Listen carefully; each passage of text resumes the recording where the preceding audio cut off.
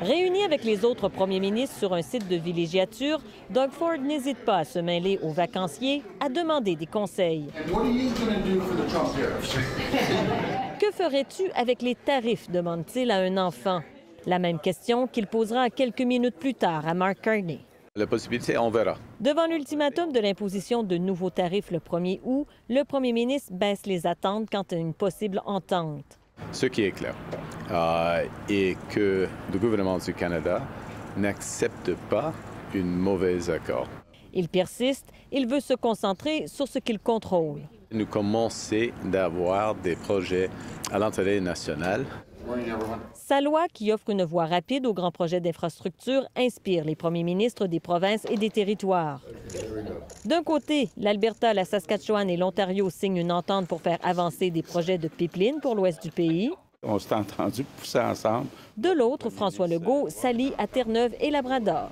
On a des projets communs là, pour des terres rares, pour toutes sortes de minéraux.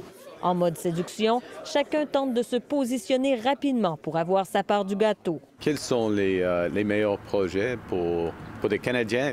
Pour avoir plus de chances que leur projet se retrouve sur la liste, Mark Carney suggère aux provinces de présenter des projets communs. Ça, c'est probablement toujours le cas qu'un projet implique, comme je viens de dire, plusieurs provinces. Alors, c'est un processus d'unifier.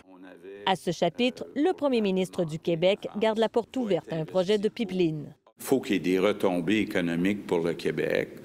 Entre autres, un des enjeux, c'est que si jamais il y a un pipeline, on voudrait utiliser un port du Québec plutôt qu'un port de l'Atlantique.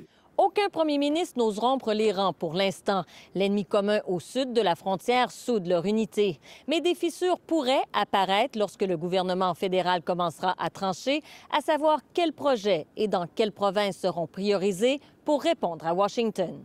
Ici Valérie Gamache, Radio-Canada, Huntsville.